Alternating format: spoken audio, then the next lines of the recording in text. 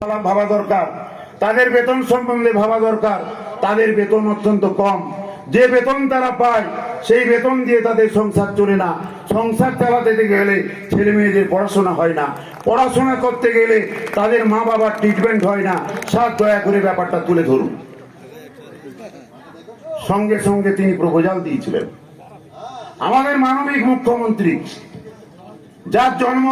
যিনি জন্ম দিয়েছেন, যিনি সৃষ্টি করেছেন আপনাদেরকে, আমার সামনে যারা বসে আছেন, civic volunteer, village police, NVF, home guard, আপনাদের জন্য শান্তনুবাবু ছুটে গেছিলেন। মুখ্যমন্ত্রী সঙ্গে সঙ্গে 7 দিনের মধ্যে আপনাদের বেতন বৃদ্ধির দাবি করেছিলেন। আমরা জানি আপনারা খুশি নন, সেটা মুখ্যমন্ত্রীও জানেন, আমরা কমিটিও জানি, শান্তনুবাবুও জানেন। সঙ্গে সঙ্গে 8ই সেপ্টেম্বর মুখ্যমন্ত্রী নবান্ন থেকে ঘোষণা করেছেন, এই বেতন বৃদ্ধিতে শেষ নয়।